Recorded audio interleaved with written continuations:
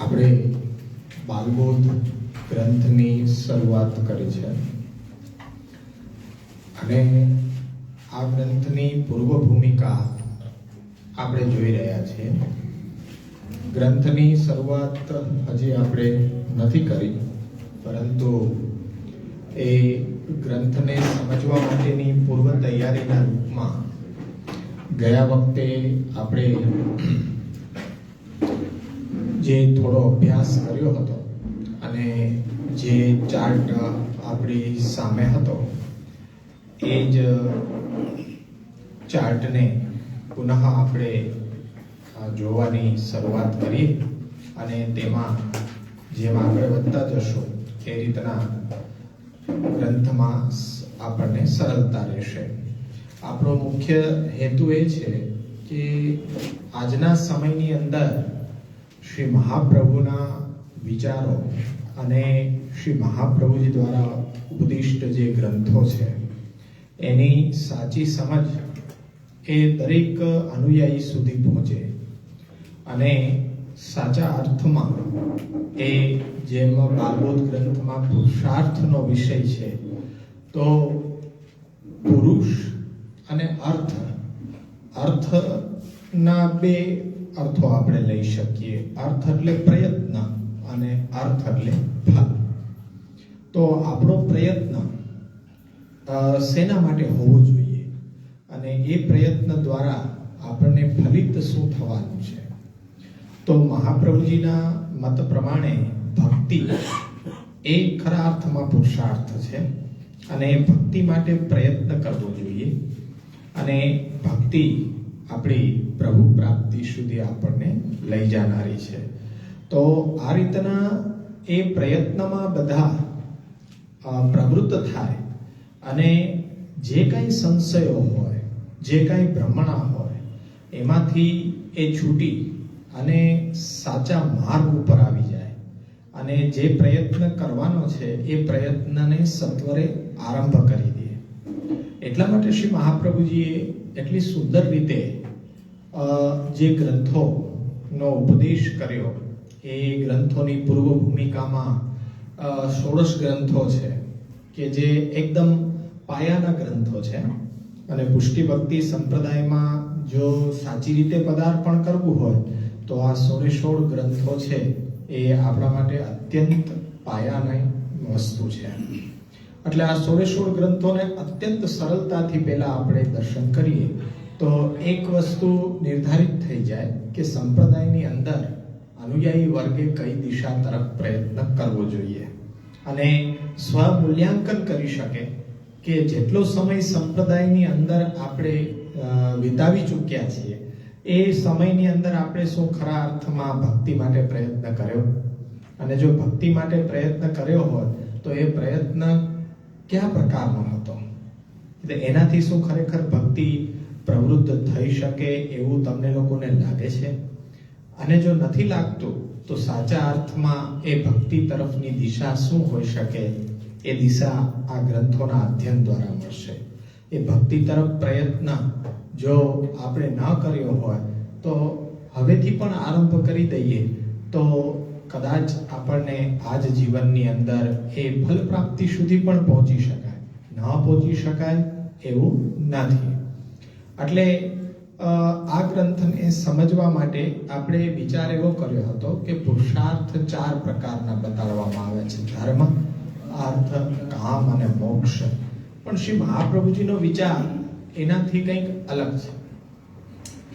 જેમ ધર્મ, અર્થ અને કામની ભક્તિ માર્ગની અંદર બહુ કોઈ આવશ્યકતા નથી, પરંતુ મોક્ષની બાબત એવી છે કે જીવને સતત સંશયની અંદર, ભ્રમણાની અંદર, કારણ કે મતમતાંતરો પ્રવર્તિત થઈ ગયા, એટલે મોક્ષને લઈને કોઈ ભ્રમણા આપણી અંદર સંશય ઘર કરી જાય અને એ મોક્ષ માટે આપણે જીવન વ્યર્થમાં એ ખોઈ નાખીએ એવું ન બને. એટલે સાચા અર્થમાં મોક્ષ શું હોઈ શકે, મોક્ષની પરિભાષા શું હોઈ શકે, એનો વિસ્તાર શ્રી મહાપ્રભુજી અહીંયા કર્યો અને એ સંશય ભાંગીને, એ સંશય દૂર કરીને તમને લઈ કેમાં જનારા છે? એ ભક્તિ તરફ. એટલે ભક્તિ માર્ગમાં પ્રવેશ દ્વાર તરીકે આ બાલબોધ ગ્રંથ આવી રહ્યો છે કે જેથી આપણી તમામ પુરુષાર્થ વિષયક જે ભ્રમણાઓ છે એ બધી ભ્રમણાઓમાંથી છૂટી અને સાચી સમજ કે આપણો પ્રયત્ન, પુરુષાર્થ શેના માટે હોવો જોઈએ તે આપણને ખ્યાલ આવે. ગયા વખતે આપણે જોયું હતું કે તમને ખ્યાલ હશે કે ચતુર્વિધ પુરુષાર્થ છે: ધર્મ, અર્થ, કામ અને મોક્ષ. તો આ ચતુર્વિધ પુરુષાર્થ છે તો એકબીજા સાથે કનેક્ટેડ છે. ધર્મ છે એ અર્થ સાથે પણ કનેક્ટેડ છે, અર્થ પાછો આની સાથે પણ સંબંધ રાખે છે, અર્થ પાછો કામ સાથે પણ સંપન્ન છે, કામ પાછો અર્થ સાથે પણ રિલેટેડ છે, અને મોક્ષ છે એ વળી પાછું કામના સાથે પણ રિલેટેડ છે, અર્થ સાથે પણ રિલેટેડ છે. ઘણી બધી સંભાવનાઓ આપણે વિચારી શકાય. અને એની સામે પંચમ પુરુષાર્થ તરીકે ભક્તિ છે. અને મહાપ્રભુજીનો મુખ્ય આધાર શેના ઉપર છે કે મહાપ્રભુજી સમજાવવા માંગે છે કે આ ભક્તિ એ સાચા અર્થમાં પુરુષાર્થ છે. આ બધા પુરુષાર્થો તો ફક્ત કહેવાના નામના પુરુષાર્થો છે. તેનાથી કોઈ પ્રયત્ન કરવાથી તમને જીવનમાં ફલ મળશે તો પણ એ ફલ કેવું હશે? એ નાશવંત હશે. શું નાશવંત ફલ લેવા ઈચ્છો છો? તો કે ના, આખા જીવનનો પ્રયત્ન કરવા છતાં એ ક્ષણિક સુખ કે એ ક્ષણિક આનંદ મળે તો એટલો બધો પ્રયત્ન શા માટે કરવો જોઈએ? પણ એટલા જ પ્રયત્નમાં જો શાશ્વત સુખ, શાશ્વત આનંદ મળી જતો હોય તો એના માટે જ પ્રયત્ન કરવો જોઈએ કે ન કરવો જોઈએ? સ્વતંત્ર રીતે ભક્તિ માટે પ્રયત્ન કરવો એ આની સંભાવનાઓ ઘણી બધી છે. મેં તમને ગયા વખતે સમજાવ્યું હતું કે ભક્તિ આના પિંજરામાં બેસી જાય કે આના પિંજરામાં બેસી જાય કે આના પિંજરામાં બેસી જાય કે આના પિંજરામાં બેસી જાય, આટલી સંભાવનાઓ છે. ભક્તિ તમે કરો છો મોક્ષ માટે તો પણ એ ભક્તિ છે એ સ્વતંત્ર રીતે પુરુષાર્થના રૂપમાં નહીં ખીલે. તમે કંઈક કામના રાખો છો ભક્તિ માટે તો પણ એ ભક્તિ એ કામ માટે થઈ ગઈ. અર્થ માટે કરો છો એ તો સર્વપ્રથમ શાસ્ત્ર જ નિષિદ્ધ કરી રહ્યું છે કે અર્થ, ભક્તિથી અર્થ કોઈ દિવસ કમાવવાનો હોય અને તમે એમ માનો છો કે ધર્મ છે એટલે આપણે ભક્તિ કરવી જોઈએ તો પણ એ ભક્તિ સાચા અર્થમાં નથી. પણ તમારે સમજવું જોઈએ કે સ્વતંત્ર પુરુષાર્થ તરીકે એ ભક્તિ મહાપ્રભુજી ઇન્ટ્રોડ્યુસ કરવા માંગે છે, પણ એની સામે તમારી મૂંઝવણ કેમાં છે? આ ચતુર્વિધ પુરુષાર્થની અંદર એ તમારી મૂંઝવણ છે.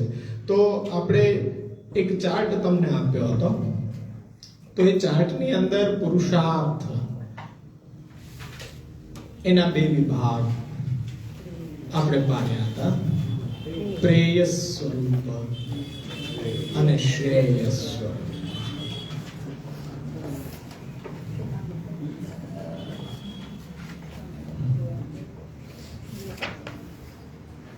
છેલ્લે આપણે આવો ચાર્ટ એક જોયો હતો, બરોબર છે?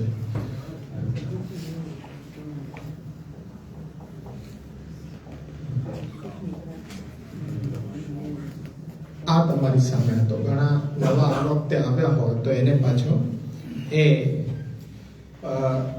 ક્લિયર થઈ જાય.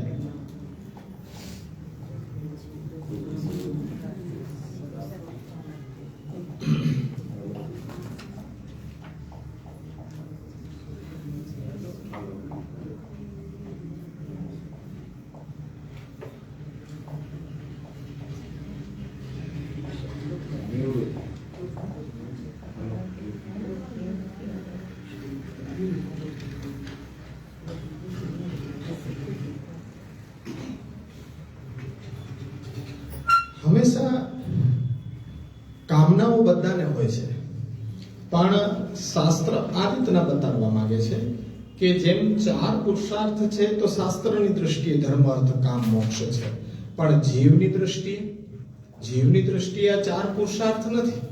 જીવની દ્રષ્ટિએ 2 જ વિચાર છે. પહેલો વિચાર છે કે દુઃખની નિવૃત્તિ થવી જોઈએ અને સુખની પ્રાપ્તિ થવી જોઈએ. તો હવે અહીંયા જે પ્રેય એટલે જે ઈચ્છિત હોય, જીવાત્માને શું ઈચ્છિત છે કે દુઃખ નિવૃત્ત થાય, તો એના માટે અર્થ માટે પ્રયત્ન કરે છે કે દુઃખની નિવૃત્તિ થાય. એ અર્થની પ્રાપ્તિ થઈ જાય તો દુઃખ તો નિવૃત્ત થાય પણ સુખ ન મળે. જેમ કે ભૂખ ખૂબ લાગી છે, પ્રયત્ન કર્યો તો માંડ કરીને એક સુખો રોટલો હાથમાં આવ્યો તો દુઃખ નિવૃત્તિ થઈ ગઈ, પણ સુખા રોટલામાં સુખની પ્રાપ્તિ થાય નહીં. સામે જો પૂરણપૂરી હાથ લાગી હોય તો સુખની પ્રાપ્તિ થઈ. તો છે ને, આ એક સરળ ઉદાહરણ છે તમારા માટે કે જ્યાં તમે પ્રેય સ્વરૂપ તમારા માટે ઈચ્છિત વસ્તુ જે તમે માંગી રહ્યા છો તો એના માટે તમે સતત પ્રયત્ન કરી રહ્યા છો અર્થનો, પણ અર્થ તમને પ્રાપ્ત થાય છે તો એ દુઃખની નિવૃત્તિ કરે છે, પણ પાછું આ શેષ રહી જાય કે પાછી કામના તો શેષ રહી જાય કે આના કરતા કંઈક બેટર, આના કરતા કંઈક સારું મળ્યું, આ દુઃખ નિવૃત્ત થઈ ગયું, સંતોષ છે અમને, પણ સુખ હજી પ્રાપ્ત થયું નથી. હવે આ બધું કેવું છે? ક્ષણિક છે. એકવાર તમને પ્રયત્ન દ્વારા સુખો રોટલો મળી ગયો, દુઃખની નિવૃત્તિ થઈ ગઈ, કાયમી દુઃખની નિવૃત્તિ થઈ ગઈ ના. એક ક્ષણે ભૂખ સંતોષાઈ ગઈ, થોડા સમય પછી એ ભૂખ પાછી લાગવાની છે, તો પાછું એ દુઃખ તો આવીને ઊભું રહેવાનું છે. એવી રીતના કામના છે. તો એક વખત એ સુખની પ્રાપ્તિ તમને થઈ ગઈ તો એ પણ ક્ષણિક છે, કે એનો આનંદ ક્યાં કે પૂરણપૂરી ખલાસ થાય ત્યાં સુધી.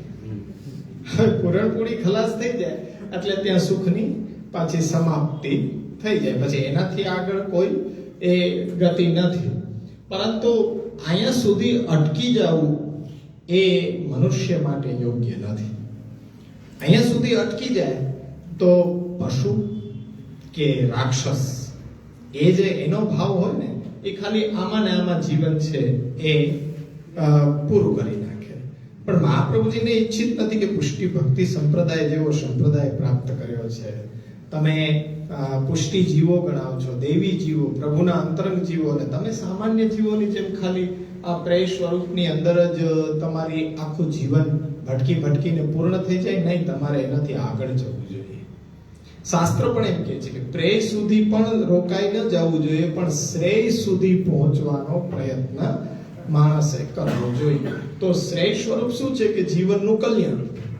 ઈચ્છિત વસ્તુ પણ હોય, પણ ઈચ્છિત વસ્તુથી કલ્યાણ થાય એવું નક્કી નથી, પણ કલ્યાણ માટે પ્રયત્ન પાછો આપણો આગળ યાત્રા ચાલુ રાખવી જોઈએ. કે યાત્રા અહીંયા થંભાવી ન દેવી જોઈએ કે અહીંયા આપણે પૂર્ણ કરી દીધું, પણ એનાથી આગળ શ્રેય સુધી જવાની આપણી યાત્રા ચાલુ રાખવી જોઈએ. ને શ્રેય કેમાંથી મળે છે? ધર્મ. તો ધર્મથી અલૌકિક દુઃખની નિવૃત્તિ થાય છે અને મોક્ષ દ્વારા અલૌકિક સુખની પ્રાપ્તિ થાય છે. પણ શું આ એટલો સરળ છે? મોક્ષ એટલો સરળ નથી. આ કેટલો ડિફિકલ્ટ છે એ વસ્તુનો ખ્યાલ મહાપ્રભુજી આ બાલ બોધમાં આપી રહ્યા છે. અને એ મોક્ષ છે એ વર્તમાન સમયમાં તો પ્રાપ્ત થઈ શકે એવી પરિસ્થિતિ જ નથી. એ શાસ્ત્રોક્ત રીતે આપણે સિદ્ધ કરીને બતાડી દીધું. સર્વ સિદ્ધાંતનો સંગ્રહ કર્યો, એમાં મોક્ષ માટેનો જે જરૂરી છે ને એ જ વસ્તુ. આ ત્રણેયને તો આપણે ગૌણ ગણ્યા છે કે આના માટે તો ઓલરેડી ધર્મશાસ્ત્ર, કામશાસ્ત્ર, નીતિશાસ્ત્ર એ છે, એમાં જોઈને તમે નિર્ધારિત કરી શકો છો. પણ વાત તમારી સાથે અલૌકિક સુખની પ્રાપ્તિ માટેની કરવાની છે. એમાં જો તમે મોક્ષને ગણતા હો તો મોક્ષ પુરુષાર્થ શું છે, મોક્ષ પુરુષાર્થનું સ્વરૂપ શું હોઈ શકે એ વિશે તમને વિસ્તારથી એ કહેવાનો મહાપ્રભુજીનો આગ્રહ છે.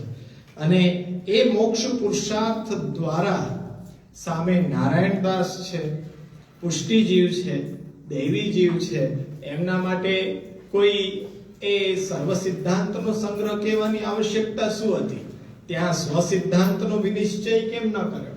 પણ સર્વ સિદ્ધાંતનો સંગ્રહ કરીને આપે કીધું, કારણ કે જીવ જે પરિસ્થિતિમાંથી આવી રહ્યો છે એ પરિસ્થિતિમાં પુનઃ જવાનો છે. એટલે ત્યારે દૂષણ કે સંશય ઇત્યાદિથી પછી બુદ્ધિ મલિન ન થાય અને એ બધા સંશયોથી મુક્ત થઈને ભક્તિ માર્ગ તરફ આગળ વધે, ત્યારે મહાપ્રભુજીએ બાલબોધના અંતમાં તદ્યત્વ અને તદાશ્રય દ્વારા પુષ્ટિ સિદ્ધાંત પાછો કહી દીધો. એટલે મેં તમને એક વાક્ય આપ્યું હતું કે બાલબોધની અંદર સર્વ સિદ્ધાંતના સંગ્રહની અંદર પુષ્ટિ બીજની વાવણી કરી મહાપ્રભુજી અને પુષ્ટિ સિદ્ધાંત કીધો. પણ સાક્ષાત શ્રી કૃષ્ણને પરત્વે સંદર્ભે નહીં, પણ કૃષ્ણના ગુણ અવતાર વિષ્ણુ અને શિવ એને લક્ષ્યમાં લઈ અને કહેવાની વાત હતી કે તદાશ્રય અને તદ્યત્વ.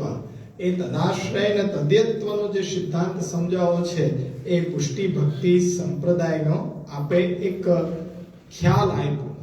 અને એ માત્ર એક ખાલી ખ્યાલ આપ્યો, એટલી જ આજ્ઞા થઈ. તો એ આજ્ઞાનું ફલ સ્વરૂપ આપણે નારાયણદાસ કાયસની વાર્તામાં જોઈ આવ્યા કે ભૈયા ગોકુલ કબ ચલેંગે. એટલી સાવધાની રાખવાની એને ઈચ્છા થઈ ગઈ કે મેં જે આત્મનિવેદન કરેલું છે એ આત્મનિવેદનની કેર રાખવી જોઈએ મારે. એટલો વિવેક જાગૃત થઈ ગયો. દેવી જીવનું લક્ષણ છે.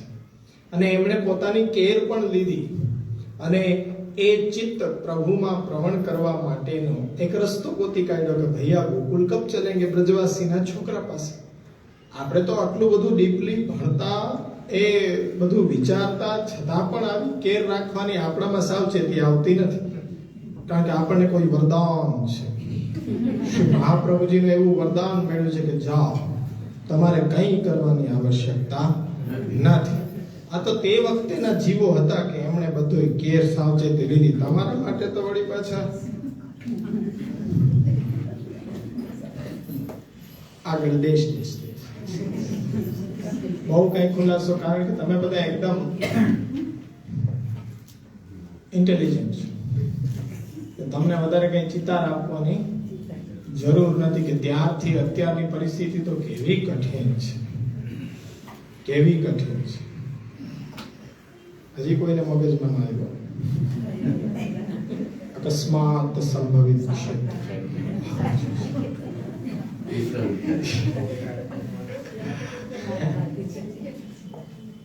એટલે આપણને તો તોય હજી સમજાય નહીં, બધું એમાં જ લાગે કે બધું આમાં જ.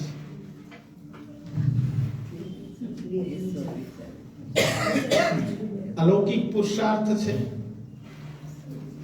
ચતુર્વિધ પુરુષાર્થની અંદર લૌકિક પુરુષાર્થ, અલૌકિક પુરુષાર્થ બે વિભાગ પડે છે. અલૌકિક પુરુષાર્થ સાક્ષાત વેદમાં પ્રભુ દ્વારા કહેવામાં આવે અલૌકિક પુરુષાર્થ છે.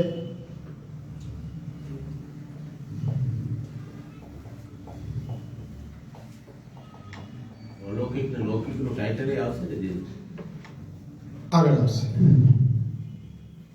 જ્યારે આપણે સમજશું ત્યારે એ લૌકિક પુરુષાર્થ ને અલૌકિક પુરુષાર્થ જીવ વિચારિત છે એ લૌકિક છે, અને આ અહીંયા લખી દો તોય ખોટું નથી.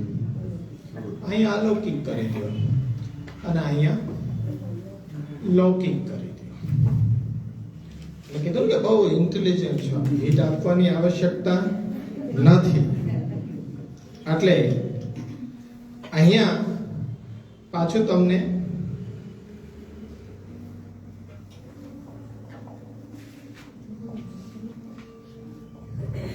આ રીતના મેં આપેલું હતું. બરોબર છે? વિષ્ણુ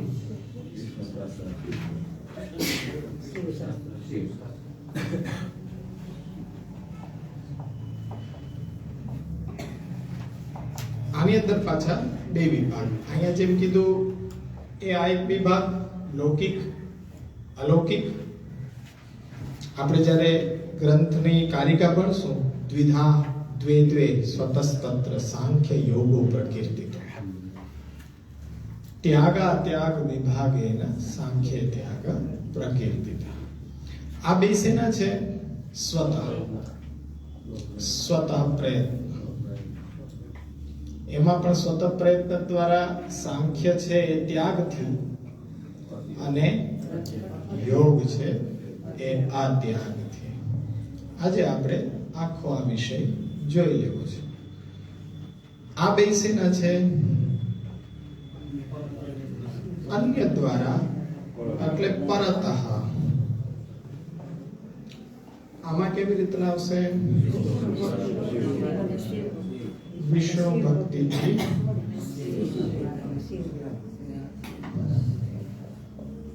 વાત પુરુષાર્થ ઉપરથી આવી ગઈ. ત્યાં જઈને અને પછી હવે પદાર્પણ કરવાનું છે પુષ્ટિ ભક્તિ સંપ્રદાયમાં. તો આ રીતના તમારી સામે આ ચાર્ટ છે. હવે આ મોક્ષ ઈશ્વર વિચારિત છે એ વેદમાં સ્થિત છે, અને સામાન્ય રીતે જીવ વિચારિત પુરુષાર્થો પણ બધા માટે નથી હોતા. એ આપણે જોઈ ગયા કે મનીષી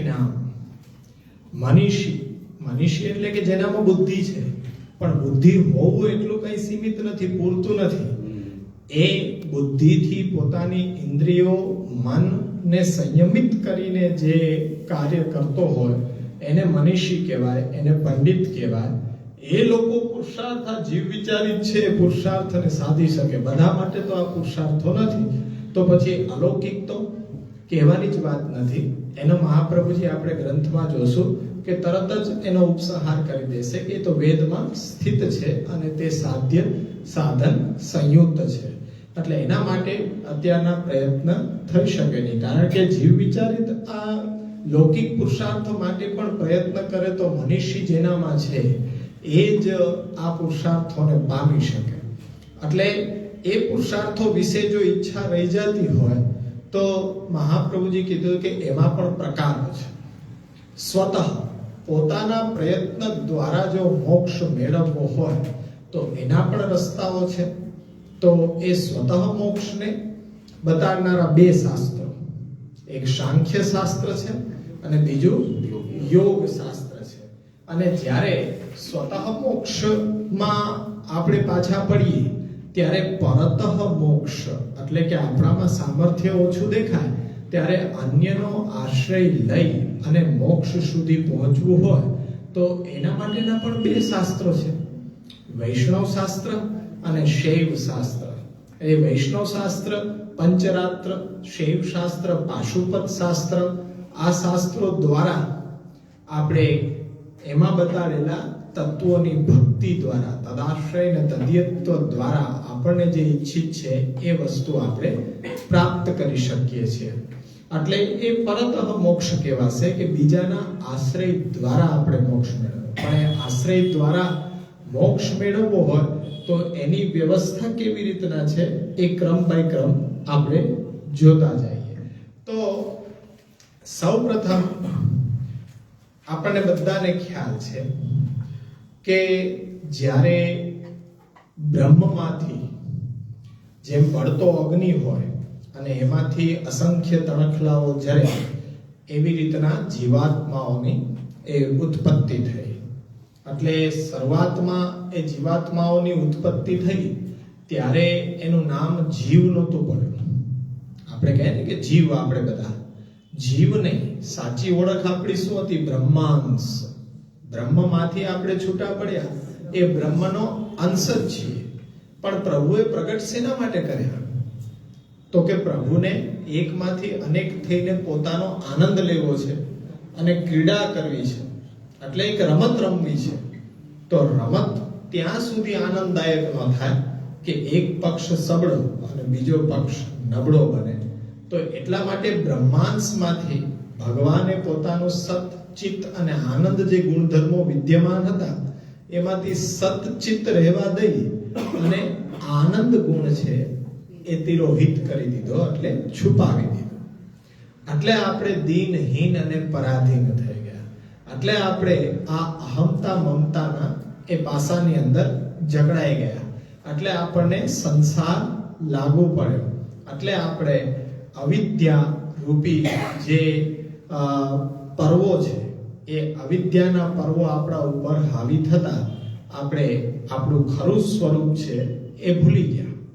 તો અવિદ્યાને કારણે પરમાત્મા સંબંધી જ્ઞાન હતું એ પણ આપણે બધા ભૂલી ગયા.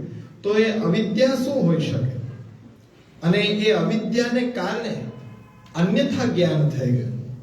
ખરેખરું જ્ઞાન હોવું જોઈએ એ તો ન જ આવ્યું, પણ એનાથી કંઈક અવળું આપણને બધું સમજાતું થઈ ગયું. એટલે એ અન્યથા જ્ઞાન શું છે? તો એને આપણે એમ કહીએ છીએ કે પંચ પર્વા અવિદ્યાના પર્વ. પર્વ એટલે ગાંઠ. એક એક ગાંઠમાં આપણે બંધાતા ગયા. અને એ પંચ પર્વા અવિદ્યાની અંદર સૌપ્રથમ આપણને દેહાધ્યાસ લાગુ પડ્યો. કારણ કે એ જીવ દેહની સાથે બંધાઈ ગયો તો હવે દેહને જ આપણે આત્મા માનીએ છીએ. ઘણા એમ દેહ અને આત્માને જુદા ન કરે, પણ આ દેહ છે એ જ આપણે છે, અવેરનેસ એવી જ રહેતી હોય. પણ આની અંદર એક આત્મ સ્વરૂપ છે, એ ખરું સ્વરૂપ આપણું છે એવું કોઈને ભાન રહેતું નથી. પણ આ શરીર છે એ જ હું. બધાને મોસ્ટ ઓફ અવેરનેસ એવી જ હોય કે આ શરીર છે એ હું છું. એટલે દેહને જ આત્મા માની અને દેહના સુખમાં આપણે આપણું જીવન વ્યર્થમાં ખોઈ નાખીએ છીએ. એના સુખમાં રહીચા પૈચા રહીએ છીએ. કારણ કે દેહને ઠંડી લાગે છે કે આત્માને ઠંડી લાગે છે? હવે એ વિચાર કરો તો કે ભાઈ આ દેહનું સુખ વિચાર્યું છે કે દેહને ઠંડી લાગે છે, કારણ કે દેહ છે એ હું છું. જો દેહ છે એ હું નથી પણ એની અંદરનો આત્મા એ મારું ખરું સ્વરૂપ છે એવું જ્ઞાન હોય તો પછી ઠંડી ગરમી એ કંઈ પણ અસર આપણા ઉપર ન કરે. તો એ ખરું સ્વરૂપ આપણને વિસ્મૃત થઈ ગયું છે. એટલે આ દેહને જ આપણે સ્વયંની ઓળખ માનીએ છીએ કે આપણી આઈડેન્ટિટી શું છે? તો કે આ દેહ છે એ જ હું છું, પણ એ ખરી નથી, અન્યથા જ્ઞાન છે. એને દેહાધ્યાસ કહેવાય, પહેલો પર્વ અવિદ્યાનો. બીજો છે કે દેહની સાથે ઇન્દ્રિયો સંલગ્નિત છે, કર્મેન્દ્રિયો, જ્ઞાનેન્દ્રિયો, તો એ સંલગ્નિત છે. તો એ ઇન્દ્રિયોના સુખોને જ આપણે પરમ સુખ માનીએ છીએ. કે આપણને શું ગમે, શું સાંભળવું ગમે, શું જોવું ગમે, કેવો સ્વાદ ગમે, તો એ ઇન્દ્રિયોને સુખી કરવા માટે, ઇન્દ્રિયોને પોષવા માટે આપણે હજી પણ પાછા એમાં કાર્યરત રહે. પહેલું તો દેહનું સુખ છે, બીજું ઇન્દ્રિયોનું સુખ છે. તો એ ઇન્દ્રિયોનો અધ્યાસ પણ એટલા બધા આ અધ્યાસો છે ને, એની પકડ એટલી બધી મજબૂત હોય, એટલી બધી મજબૂત હોય.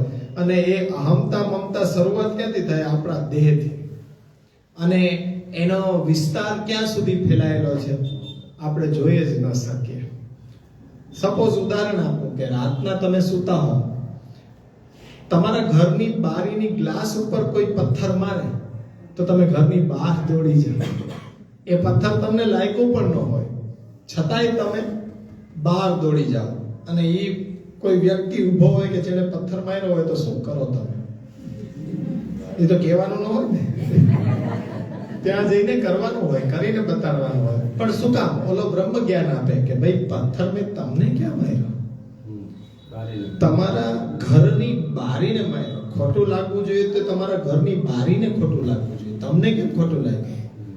તો કે આ ઘરની અંદર હું રહું છું, આ ઘર મારું છે, એટલે બારી પણ મારી છે. અને કાચ ઉપર લાગ્યો છે ને મારો, એટલે કાચ ઉપર લાગ્યો મને જ લાગ્યો, એવું દુઃખ મને થઈ ગયું. હકીકતે વિચારો સાચું જ્ઞાન આપે છે કે તમને ભાઈ શું કામ ખોટું લાગે છે?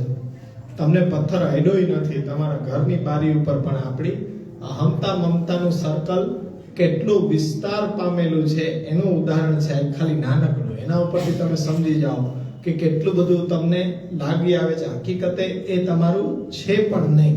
આને જ અન્યથા જ્ઞાન કહેવાય, આને જ અન્યથા જ્ઞાન કહેવાય. ત્યાર પછી એ દેહ ઇન્દ્રિયોની સાથે અંતઃકરણ કે 4 વિભાગમાં વિભાજિત થયેલું છે. મન, બુદ્ધિ, અહંકાર અને ચિત્ત. આ 4 વિભાગોથી એક અંતઃકરણ ઘડાય છે. તો એ મન, ચિત્ત, બુદ્ધિ અને અહંકારને વશ થઈને આપણે આત્માનો ગુલામ નહીં, પણ આત્માને આપણે આપણો ગુલામ બનાવી લઈએ. એ અંતઃકરણ ધ્યાસ છે કે આત્માને આપણે આપણો ગુલામ બનાવી દઈએ. તો એ અંતઃકરણ ધ્યાસ છે. આ એક એક પર્વ આપણા ઉપર ગાંઠ સમાન બંધાતા ચાલ્યા ગયા. એટલે આપણે સુખ દુઃખ એમાં વ્યર્થમાં આપણે અટવાઈ ગયા. ત્યાર પછી આ રીતના દેહ ઇન્દ્રિય અંતઃકરણ બન્યું. પછી એમાં પ્રાણ ધારણની શક્તિ આવી. પ્રાણ જળ છે, પણ એ શરીરમાં રહેલા એ જે પંચ પ્રાણ છે, પંચ પ્રાણ છે, એ પંચ પ્રાણને મુખ્ય આપણે જાણી લીધા. એનો વિષય આખો અલગ છે, પણ આપણે અત્યારના બહુ ડીપમાં જવું નથી. પ્રાણ, પ્યાન, વ્યાન, ઉદાન, સમાન, આ બધા પંચ પ્રાણ છે. કયા વિભાગમાં કયો પ્રાણ રહે છે એ, અને એના પાછા પણ એ બધા નિયામકો દેવતાઓ છે બધા. તો એ કુલ 10 પ્રાણ છે. પણ એ અત્યારના અહીંયા અપેક્ષિત નથી, એટલે એનો વિસ્તાર નથી કરતા. પણ આ જે પ્રાણ છે એ પ્રાણને જ આપણે મુખ્ય સમજી બેઠા છીએ. હકીકતે એ જળ છે પ્રાણ તો. અને એના માટે પ્રાણ ધારણ રાખવા માટે આપણે સતત પ્રયત્નશીલ રહેવા લાગ્યા. તો એ પ્રાણાધ્યાસ છે. અને એ પછી છેલ્લે સ્વરૂપ વિસ્મૃતિ આવે. આટલા બધા અવિદ્યાના બંધનો બંધાઈ ગયા હોય પછી આપણો જે મુખ્ય સંબંધ પરમાત્મા સાથે છે, કે પરમાત્માનો જ અંશ આપણે છીએ, એ સેલ્ફ આઈડેન્ટિટી પણ આપણે ભૂલી ગયા. કારણ કે આ બધા પર્વો આપણા ઉપર એટલા બધા હાવી થઈ ગયા કે આપણે આપણું સ્વરૂપ ભૂલી ગયા. અને એ સ્વરૂપ ભૂલાવાને કારણે આજે સંસારના સુખ દુઃખ છે એ આપણા પોતાના માનીને આપણે લઈને બેસી ગયા. પણ એ સાચી આઈડેન્ટિટી ક્યારે આવે? કે જ્યારે આ અવિદ્યાના પર્વોને વિદ્યાના પર્વો સ્પર્શ કરે તો એ અવશ્ય થઈ શકે છે. આ અવિદ્યાના પર્વો જેમ બંધાય એવી રીતના વિદ્યાના પર્વો પણ પાછા બતાવ્યા છે. તો એ સાંખ્ય, યોગ, તપ, વૈરાગ્ય, ભક્તિ, તો એ વિદ્યાના પર્વો છે કે જે એનાથી આ અવિદ્યાની અન્યથા જ્ઞાનની સમજ છે એ દૂર થશે અને સાચું જ્ઞાન તમને પ્રાપ્ત થશે. એટલે એના માટે જ્યારે સાચું જ્ઞાન પ્રાપ્ત થાય અને શાસ્ત્ર એમ કહે છે કે જીવાત્માનું સાચું સ્વરૂપ એને ખ્યાલ આવે અને એ સ્વરૂપમાં એની સ્થિતિ થાય એને મોક્ષ કહેવામાં આવે છે.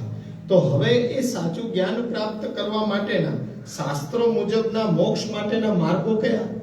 તો એ વાત અહીંયા આવે છે કે એક તો ઈશ્વર વિચારિત હોય એ વેદોક્ત છે, પણ એ વેદની જ આજ્ઞા ઋષિ મુનિઓએ જ્યારે સમાધિમાં પુનઃ શ્રવણ કરી અને સ્મૃતિ રૂપે જે આપણી સન્મુખ ઉપસ્થિત કર્યા એની અંદરથી આપણને આ જીવ વિચારિત પુરુષાર્થનો ખ્યાલ આવે છે.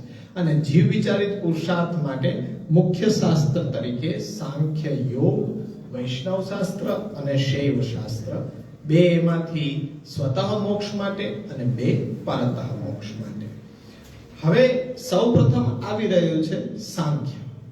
સાંખ્ય અને યોગ વાત તો બે એક જ કરી રહ્યા છે કે અહમતા મમતા નાશે સર્વથા નિરહંકૃતો સ્વરૂપસ્થો યદા જીવ કૃતાર્થ સમિગત્યતે.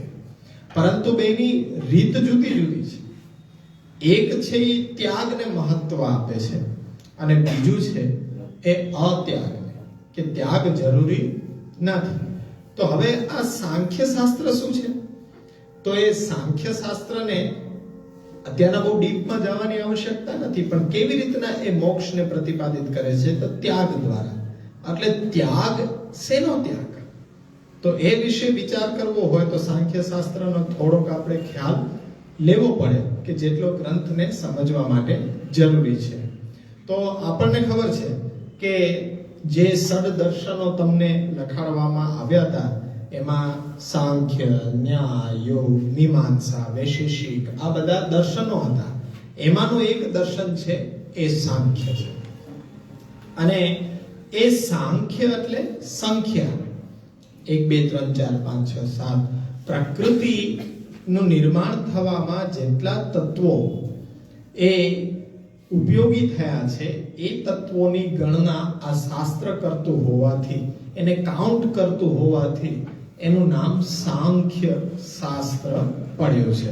એટલે પ્રકૃતિના તત્વોની સંખ્યાનો વિચાર એ કરી રહ્યો છે. ઘણા બધા સાંખ્યમાં પણ ઘણા બધા શાસ્ત્રો છે કે કોઈ 4 તત્વોની વાત કરે છે, કોઈ 7 તત્વોની વાત કરે છે, કોઈ 16 તત્વોની વાત કરે છે, કોઈ 28 તત્વોની વાત કરે છે, કોઈ 24 કે 25.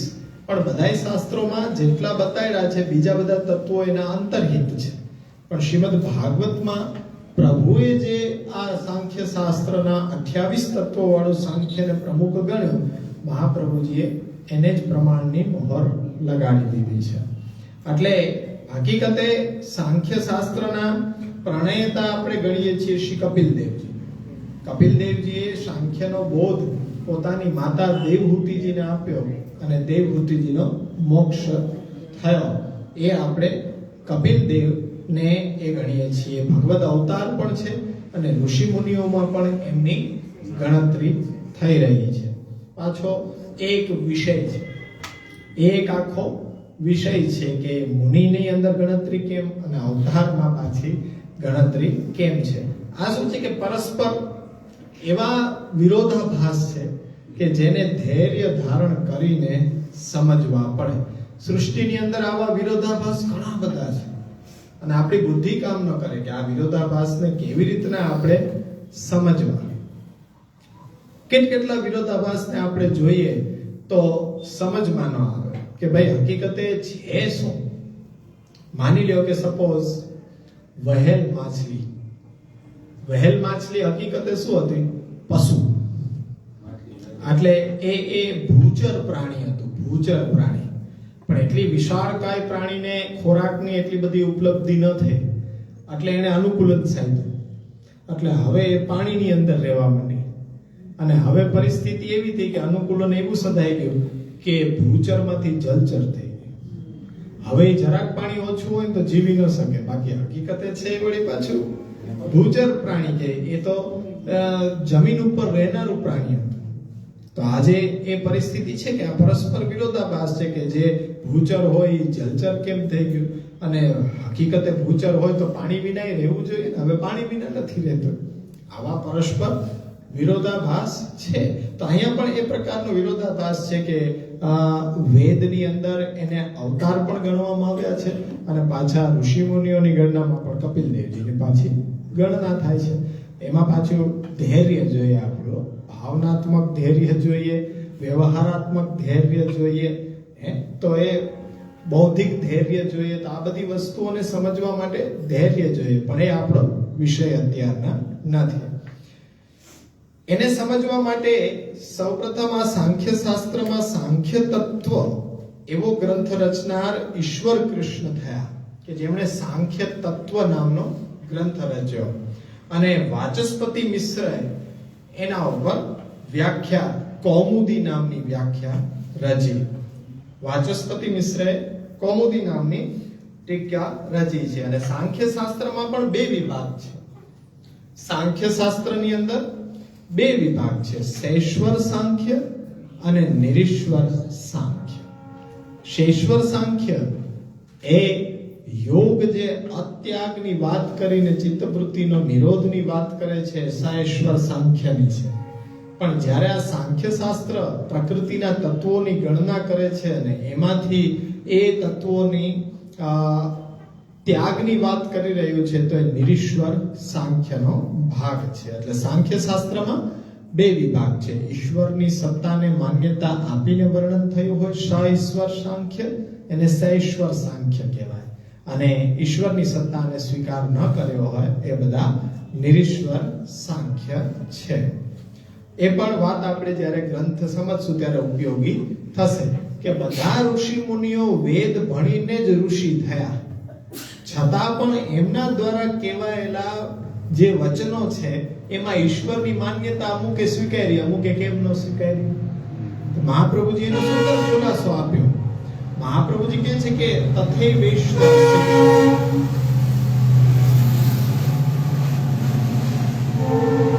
એટલે તથૈવેશ્વર શિક્ષણ, એવું જ કરવાની આજ્ઞા ભગવાન દ્વારા એમને થઈ હતી.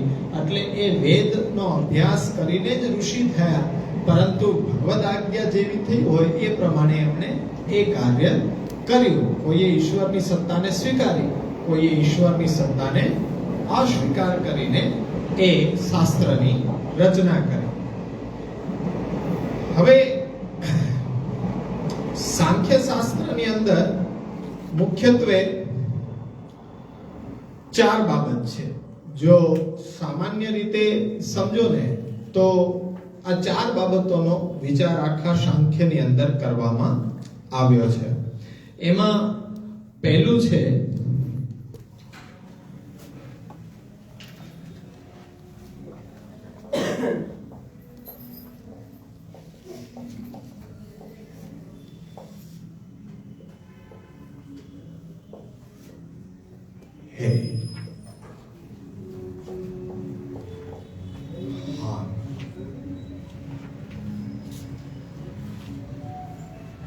અને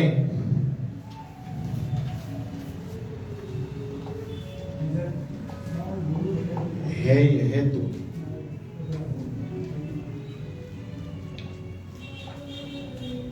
હાનો પાય.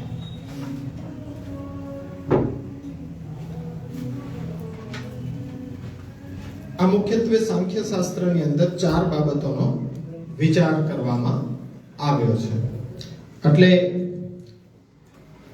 હેય છે, હાન છે, હેય હેતુ છે અને હાનોપાય છે. એકદમ સરળ રીતે આને બાકી તો આખું આ ભણવાનું હોય તો એક આખું સાંખ્યનો આખું શાસ્ત્ર છે.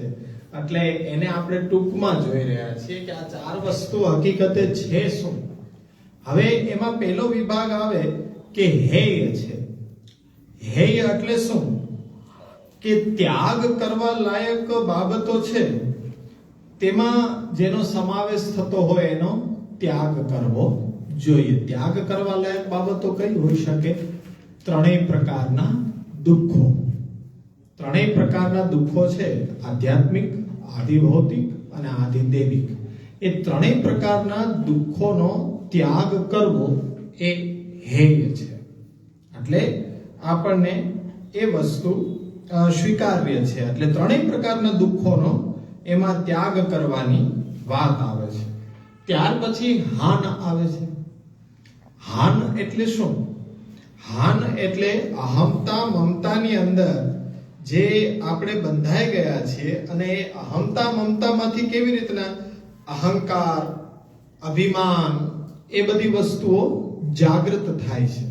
એ અહમતા મમતામાંથી એ જાગૃત થતી અહંકાર કે મદના ભાવનો એ ત્યાગ કરવો એને હાન કહે છે. એટલે પહેલા હેય છે કે એ આપણને જે બાબતો સ્વીકાર્ય નથી એ ત્રણેય પ્રકારના દુઃખોને છોડવા. હાન એટલે કે જે અહમતા મમતાથી આપણા અંતઃકરણની અંદર જે અહંકાર, મદ એવી જે દુર્ભાવનાઓ છે એને છોડવી, એનું નામ છે હાન. હવે એ કેવી રીતના છૂટશે? તો આ ત્રણેય પ્રકારનો દુઃખ છે એ ત્યાગ કરવા માટે હેય હેતુ એ શું છે?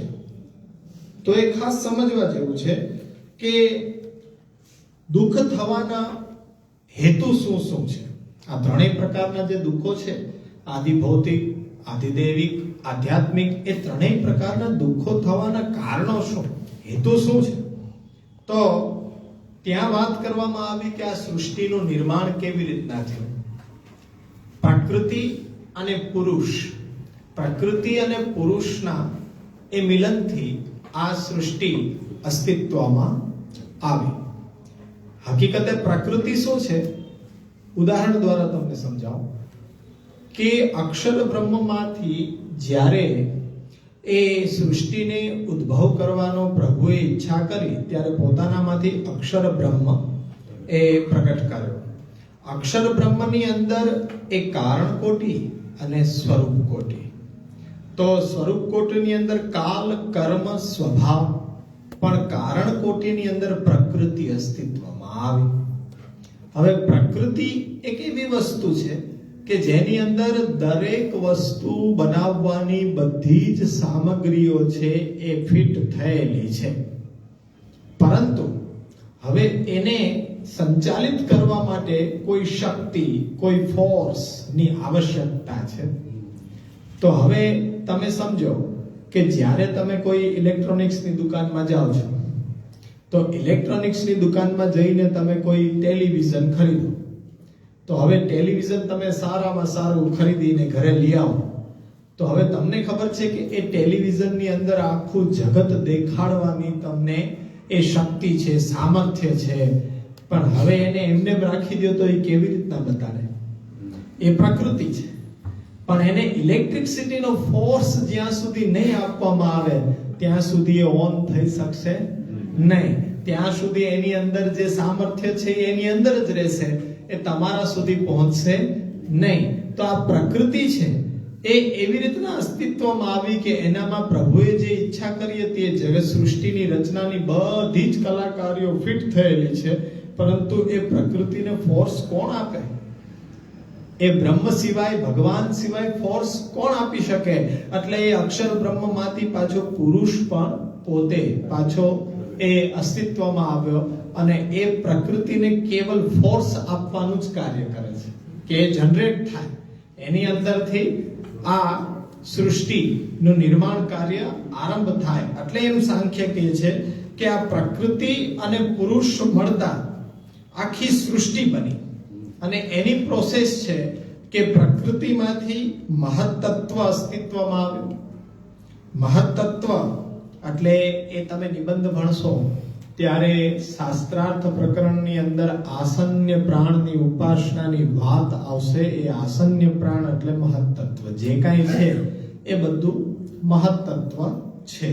એટલે મહત્તત્વ એમાંથી અહંકાર, અને અહંકારમાંથી 5 તન માત્રાઓ. આ સૃષ્ટિની આખી એ રચના છે. તો તન માત્રા એટલે શું?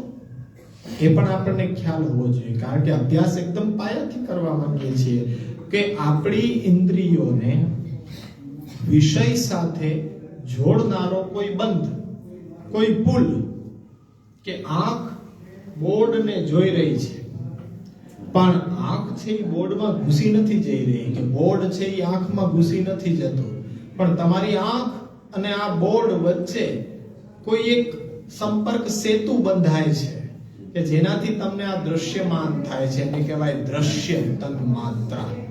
એટલે આપણી ઇન્દ્રિયોને વિષય સાથે જોડતા પુલને કે બંધને આપણે તન્માત્રા કહીએ છીએ. એવી રીતના પંચ તન્માત્રાઓ છે: શબ્દ, સ્પર્શ, રૂપ, રસ અને ગંધ. એટલે આ પાંચ તન્માત્રાઓ એ અહંકારમાંથી પ્રગટ થઈ. એ તન્માત્રાઓ પછી પંચ મહાભૂત પૃથ્વી, જલ, તેજ, વાયુ અને આકાશ એ અસ્તિત્વમાં આવ્યા. ત્યાર પછી એ પાંચ કર્મેન્દ્રિયો અને પાંચ જ્ઞાનેન્દ્રિયો અને મન, એટલે આ 11 છે એ ઇન્દ્રિયો અસ્તિત્વમાં આવી. અને પાંચ એ જ્ઞાનેન્દ્રિયો કઈ છે? આંખ, કાન, નાક, જીભ અને આપણી ત્વચા, ચામડી, એ આપણી જ્ઞાનેન્દ્રિયો છે.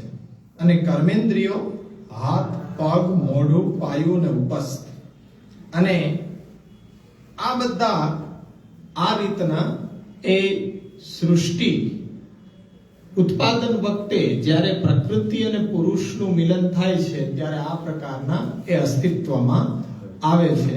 અને એના કારણે આપણને એ દુઃખનો અનુભવ થઈ રહ્યો છે. ત્યાર પછી આનો ઉપાય છે એ તમને બતાડે છે કે અહમતા મમતા થી જે તમારી અંદર દુર્ભાવનાઓએ જન્મ લીધો છે, મદ, અહંકાર, એવી ભાવનાઓને છોડવા માંગો છો તો એના ઉપાય તરીકે તમને જે ઉપદેશ મળે છે એ હાનોપાયની અંદર આવી રહ્યું છે. આ આખું સ્ટ્રક્ચર છે સાંખ્ય શાસ્ત્રનું, કે આ રીતના તમને પહેલા હે ત્રણેય પ્રકારના દુઃખોનો ત્યાગ, અહમતા મમતાથી અહંકાર મદ જેવી ભાવનાઓનો ત્યાગ, હાન. હવે ત્રણેય પ્રકારના દુઃખો થવાનું કારણ કે જ્યારે સૃષ્ટિની રચના થઈ એની અંદર જીવાત્મા કેવી રીતના પ્રગટ થયો, અને મેં તમને બતાવ્યું કે બ્રહ્માંશમાંથી જીવ સંજ્ઞા થઈ તો જીવ સંજ્ઞા થતા અહમતા મમતાના એ બંધનમાં આપણે બંધાઈ ગયા. તો એ અહમતા મમતાના બંધનમાંથી છૂટવાનો ઉપાય શું છે? તો આ રીતના જ્યારે આપણે જોયું કે સાંખ્ય શાસ્ત્ર પ્રમાણે આપણે સર્વ અનાત્મ જે વસ્તુઓ છે એનો ત્યાગ કરવા માટેનો એ વિધાન કરી રહ્યું છે, કે જેની સાથે તમારો સંબંધ છે એ ક્ષણિક છે. પરમાત્મા સાથેનો સંબંધ છે એ શાશ્વત છે, પણ જ્યાં સુધી તમારા દેહ રિલેટેડ આ બધી વસ્તુઓ છે, એ દેહ રિલેટેડ વસ્તુઓ બધી એ આત્મા સાથે સંબંધિત ન હોવી જોઈએ, ખાલી દેહ સાથે રિલેટેડ છે, પણ તમે એને આત્મા સાથેના સંબંધને પાછા સ્વીકારો છો તો એ સંબંધ તમારો અન્યથા સંબંધ છે, એને છોડો, અનાત્મ વસ્તુઓનો ત્યાગ કરો. અને એ ત્યાગને જ સાંખ્ય શાસ્ત્ર એમ કહે છે કે મોક્ષનું સાધન છે. ને એ કેટલું ડિફિકલ્ટ છે. અત્યારના સમયની અંદર આ બધી વસ્તુઓથી દૂર રહેવું હોય તો ક્યાં જવું પડે? વનમાં, સંન્યાસ. અને એ આપણને ખ્યાલ છે કે કલિકાલની અંદર સંન્યાસ કેવો છે? ફરીથી દેશ દેશ દેશ દેશ દેશ, કારણ કે તમે બધા એ જાણો છો કે સંન્યાસ અત્યારના કેવો છે. એટલે સંન્યાસ છે એ એક ઉક્તિ છે કે ડબલ ગૃહસ્થી હોય એને સંન્યાસી કહેવાય. એટલે આ સૂત્ર છે કે ડબલ ગૃહસ્થી એ સંન્યાસી.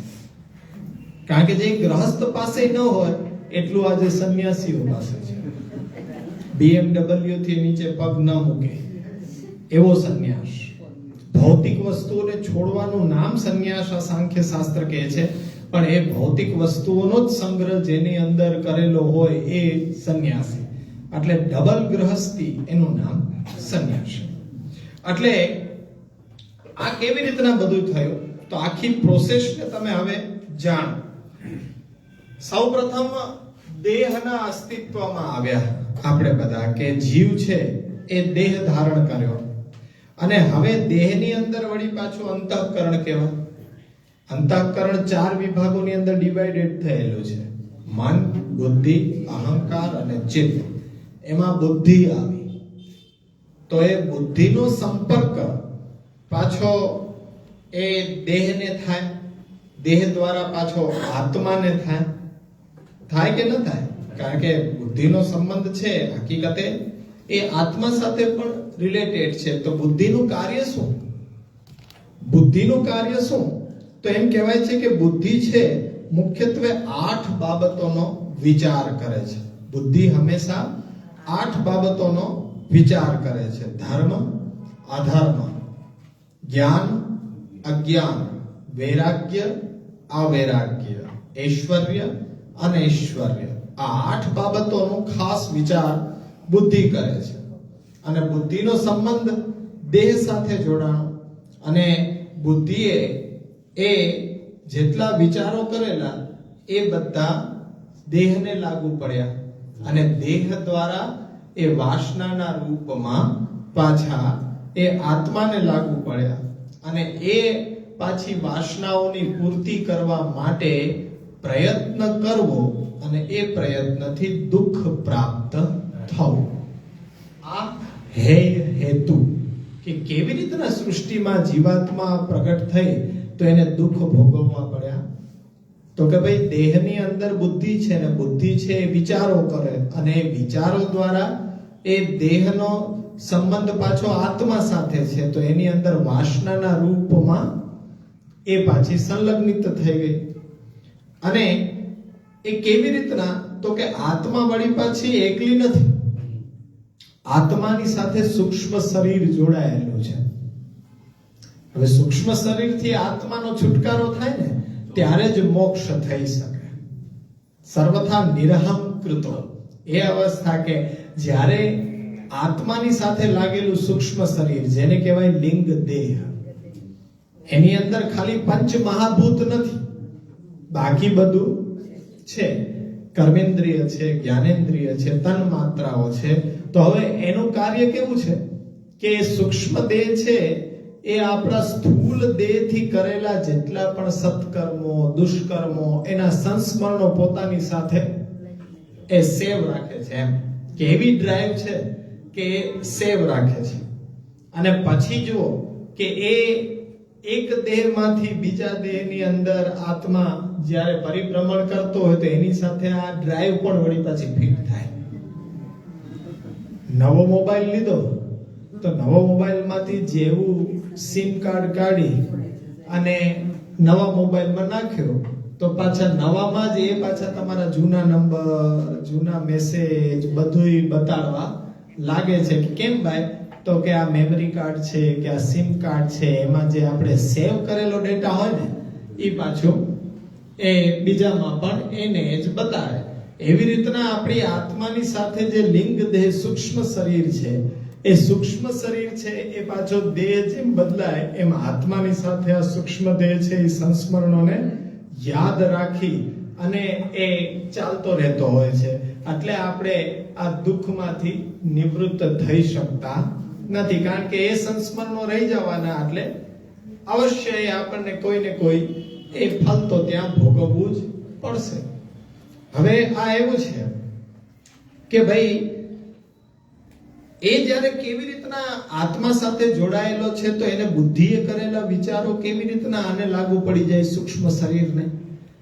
તો તમે વિચાર કરો કે આ ફૂલ તમારી સામે રાખ્યા છે, આ ફૂલને તમે મુઠ્ઠીમાં બાંધીને રાખશો અને થોડીક વાર પછી એ ફૂલને છોડી દેશો તો એની સુગંધ તમારા હાથમાં ઘણા સમય સુધી રહેશે. એટલે દેહ ભલે છોડી દીધો, દેહ રિલેટેડ બુદ્ધિ હતી, એને કરેલા વિચારોથી જે વાસનાઓ જન્મી એ વાસનાઓની પૂર્તિ માટે પ્રયત્ન કરતા રહ્યા, થઈ કે ન થઈ પણ એના સંસ્મરણો છે એ સૂક્ષ્મ શરીરની અંદર સેવ થઈ ગયા. એટલે હવે એની સુગંધ તમારો જે પૂર્વ જન્મથી ચાલતો આવતો આગલો દેહ પણ મળશે ત્યાં સુધી બધું અકબંધ ચાલ્યું આવે છે. આપણે નથી કહેતા કે આ દેહથી દુઃખ ભોગવો છો તમે, તો અત્યારના ભગવત ભક્તિ પહેલાના જન્મના એ કે કંઈક કરેલા કર્મ છે કે જે અત્યારના ભોગવી રહ્યા છે. આવું બોલવાનું કારણ શું? એ કેવી રીતના ભોગવવા પડે? તો કે આ દેહને યાદ ન હોય, પણ આની અંદર આત્માની સાથે સૂક્ષ્મ દેહ લાગેલો છે ને, એ જે મેમરી કાર્ડ ભેગું ફરે છે બધે કે આટલા સમયથી, કે એ પાછું નવા મોબાઈલ ની અંદર પણ એ પાછું ઇન્સર્ટ થઈ જાય, એટલે પાછું એમાં પણ પાછું એ જ બધું દેખાડવા માંડે છે. એટલે આપણે એવું કહેતા હોઈએ છીએ કે ભાઈ આ પૂર્વ જન્મના કરેલા કંઈક કર્મ છે કે જે આ જન્મથી ભોગવવા પડે છે. એટલે અહીંયા એ છે કે સંપૂર્ણ આપણું એ પ્રકૃતિને પરવશ આપણે થયેલા છીએ. એટલે પ્રકૃતિને પરવશ થયેલા હોય એમાંથી આપણી અહમતા મમતા જન્મ લેતી હોય છે, અને એ જે જન્મ લેવાને કારણે આપણી અંદર અન્યથા જ્ઞાનને લીધે ઘણા બધા એવા દુર્ભાવો એ પ્રગટ થઈ જતા હોય છે, અને તેનો સંબંધ આપણી આત્મા સાથે ખરેખર નથી, દેહ સાથે છે. પ્રકૃતિનો સંબંધ આપણા દેહ સાથે છે, પણ આપણું સૂક્ષ્મ શરીર છે એ આ દેહ સાથે રિલેટેડ હોવાથી એના જેટલા બધા દુર્ભાવો છે એમાં સંચરિત થતા રહેતા હોય છે, અને એ આત્માની સાથે સાથે એ સૂક્ષ્મ શરીર છે એ યાત્રા કરતું રહેતું હોય છે. એટલે એ મોક્ષ આપણને મળતો નથી. એટલે આ મોક્ષ મેળવવા માટે શું જરૂરી છે? તો સાંખ્ય એમ કહે છે કે જેટલી પણ વસ્તુ તમારા સંપર્કમાં આવે છે એનો દોષ વિચાર કરીને બધાને છોડી દો. અહમતા મમતા નાશે. હવે અહમતા મમતાનો નાશ શક્ય કેવી રીતના છે? જ્યાં સુધી દેહ છે, કંઈક વસ્તુ તમને ગમવાની પણ ખરી, અને કોઈક વસ્તુ પ્રત્યે અણગમો પણ રહેવાનો જ તમને, કોઈક વસ્તુની કામના જ થવાની, પણ એના માટે એક જ રસ્તો છે કે સંન્યાસ. અને કલિકાલને લીધે સંન્યાસ છે એ શક્ય નથી. મહાપ્રભુજી ત્યાં પ્રશ્નાર્થ મૂકી દે કે શું આ રીતે મોક્ષ તમને મળી શકે? આપેલો કે સાંખ્ય દ્વારા મોક્ષ તમને મેળવવો સહેલો લાગી રહ્યો છે, આટલી વસ્તુનું ધ્યાન રાખવું પડશે, અને દુઃખ દૂર કરવા માટે પણ પ્રયત્ન ન કરવો, પણ એ વસ્તુથી જ દૂર થઈ જાઓ. તો આવો ભાવ દેહ જ્યાં સુધી છે, આત્માને દેહનો સંઘાત છે, ત્યાં સુધી આ બધા વિષયોને છોડવા અત્યંત કઠિન છે. તો અત્યારના સમયની અંદર સાંખ્ય શાસ્ત્ર દ્વારા ત્યાગની જે ભાવના છે એના દ્વારા તમને મોક્ષ મળી શકે એવી પરિસ્થિતિ છે. આપણને જ પ્રશ્ન પૂછી રહ્યા છે મહાપ્રભુજી કે તમને યોગ્ય લાગી રહ્યું છે કે સાંખ્યની પ્રોસેસ પ્રમાણે તમે ચાલી શકશો અને મોક્ષ સુધી પહોંચી શકશો? તો કે છે નહીં, એ તો બહુ ડિફિકલ્ટ છે, ને એના માટે તો સંન્યાસ, અને એ સંન્યાસ પણ કેટલો બધો ડિફિકલ્ટ છે, એના નિયમો જાણો તો અત્યારના એ પાલન કરી શકાય એમ છે. અને અત્યારના સંન્યાસ લેવો હોય તો અત્યંત સરળ છે. ભગવા કપડા પહેરી લ્યો અને ઘર છોડી દો, ઘરના પણ ન રોકે. અત્યારના તો એમ કે ઘરના પણ ન રોકે, એમ કે છે કે ભાઈ જો હવે કાલનો વિચાર હોય તો આજે જ જલ્દી કરો કંકુના, કે હવે આમાં આટલી બધી વાત શું કામ કરો છો? પણ મહાપ્રભુજી કે એ બધું તો સહેલી વાત છે કે ભગવા કપડા પહેરીને ઘરની બહાર નીકળી જાશો, પણ તમારા જે ઇન્દ્રિયોના જે આવેગો છે, કે જે તમારું મન છે, એને તમે સંયમિત ન કરી શક્યા તો પછી તમને એ સંન્યાસ લેવાનો કોઈ અર્થ સરતો નથી. જે આજે 550 વર્ષ પહેલા કીધેલું મહાપ્રભુજીએ આજે આપણે જોઈ રહ્યા છીએ કે ખાલી ભગવા કપડા પહેરવા એનું નામ સંન્યાસ નથી, પણ મનથી સંન્યાસ લેવો જોઈએ. એ મનને ક્યાં રોકશો? હવે સંન્યાસ લીધો કેના માટે? પરમાત્માને ગોતવા માટે, પરમાત્મા સાથે એકત્વ મેળવવા માટે, મોક્ષ મેળવવા માટે. પણ તમે તો ડબલ સંસારી થઈ ગયા. બીવેર ઓફ ડોગ, કૂતરાથી સાવધાન. હવે આવું આશ્રમની બહાર બોર્ડ મારવાની જરૂર શું છે? રાખવો કોને પડે કૂતરો? કે જેની પાસે કંઈ હોય, ઇટ મીન્સ કે આની અંદર કંઈક છે. એટલે પણ આવું બધું રાખવાની આવશ્યકતા શું છે જ્યારે તમારી પાસે તો કંઈ હોવું જ જોઈએ નહીં. પણ આપણો ભક્તિ માર્ગીય સંન્યાસ કેવો છે? તો કે ગુસાઈજી યમુના કિનારે બિરાજી રહ્યા છે તો એક વૈરાગી સંન્યાસી આવીને એમ કીધું કે ઓહો, ભક્તિ માર્ગના આચાર્યને આવો ઠાઠમાઠ, રાજસી વૈભવ, આવો સુખભોગ ભોગવો છો, કેવા આચાર્ય તમે, કેવા ભક્તિ માર્ગીય આચાર્ય? ત્યારે ગુસાઈજી કીધું કે 1 મિનિટ ઉભા રહો. પોતાનો તમામ વૈભવ છે એ સંન્યાસીને જોતા જોતા યમુનાજીમાં પધરાવી દીધો. એટલે કીધું કે તમારી જોતા જોતા અમે ખાલી આ વસ્ત્ર ધારણ કરી રાખ્યા એ જ અમારી પાસે રાખ્યું છે, બધું યમુનાજીમાં પધરાવી દીધું. હવે તમારો વારો છે. તમારી પાસે આ જે કમંડળ છે, આ ચીપીઓ છે, એ તમે હવે પધરાવી દો આમાં. તો કે એ તો મારી કે ઓળખ છે, અને જો આ કમંડલ પધરાવી દો તો કાલ સવારના ભિક્ષા કેવા માંગીશ? તો કે આ તમારો સંન્યાસ વૈરાગ્ય કેવો કે બધું છોડીને બેઠા છો તો એક કમંડલમાં અટકી ગયા કે આ હું કેમ છોડી શકું? આ તો મારે ભિક્ષા માંગવાનું પાત્ર છે, જો આ ન માંગુ તો પછી હું ભૂખે મરી જાઉં. તો કે એટલી જો ચિંતા થતી હોય પોતાના દેહ ઇન્દ્રિયો પોષવાની તો સંન્યાસી કેવા? તો ત્યાં એ આખો અલગ એ સંન્યાસની વ્યાખ્યા શ્રી મહાપ્રભુજીએ કરી છે. ની 16 ગ્રંથમાં એ આપણે જોશું કે જ્યારે ગ્રંથ આવતા જશે એ રીતના તમને વિચારો એ રજૂ થતા જશે. આ તો મોક્ષના વિચારો માટેની એક પ્રોસેસ મહાપ્રભુજી રાખી રહ્યા છે, કારણ કે તમને ભક્તિ માર્ગ તરફ લઈ જવા છે તો પહેલા એ બતાડવું પડશે ને કે મોક્ષ વર્તમાન સમયમાં અશક્ય જ છે. તો એ મોક્ષ એ સાચો મોક્ષ કયો? આપણા માટે તો મહાપ્રભુજી અહીંયા નથી ઉપદેશ કરી રહ્યા. મહાપ્રભુજી કહે છે કે પુષ્ટિ માર્ગીઓનો મોક્ષ તો હું એમને બતાડવાનો છું, કે એ ચતુર્શ્લોકીની અંદર બતાડવાનો છું. એ મોક્ષની વ્યાખ્યા અને અહીંયા થતા મોક્ષની વ્યાખ્યા બંને તદ્દન જુદી છે. અહીંયા ધર્મ અર્થ કામ મોક્ષ શાસ્ત્રની દ્રષ્ટિએ છે, પણ ત્યાં પુષ્ટિ ભક્તિ માર્ગની દ્રષ્ટિએ ધર્મ અર્થ કામ મોક્ષ ચતુર્શ્લોકીની અંદર છે. ત્યાં તમને મોક્ષ હું અવશ્ય બતાડીશ કે કેવા પ્રકારનો મોક્ષ છે. એ સરળ છે, સરળતમ છે. આ બધી વિધિઓમાંથી તમારે પસાર થવું નથી પડતું. અને ત્યારબાદ આવી રહ્યો છે એ વસ્તુ આવી રહી છે યોગ માર્ગથી મોક્ષ. તો ત્યાં અત્યાર સુધી જે સાંખ્ય શાસ્ત્રની વાત કરી તો એક નિરીશ્વર સાંખ્યનો પાર્ટ હતો, પણ યોગ માર્ગની અંદર સૈશ્વર સાંખ્યનો પાર્ટ આવી રહ્યો છે. અને એની સાધના કેવી રીતે છે મોક્ષ માટેની, તો એનું દર્શન હવે આપણે કરવાનો છે. કે એના મુખ્ય પ્રવર્તક આચાર્ય પતંજલિ મુનિ કહેવાય છે, પાતંજલ યોગ શાસ્ત્ર. અને યોગ શબ્દ કેવી રીતના બન્યો છે? તો સંસ્કૃતની યુજ ધાતુ, યુજ એટલે જોડવું, એ શબ્દ ઉપરથી યોગ શબ્દ બન્યો. યોગ એટલે જોડાવું.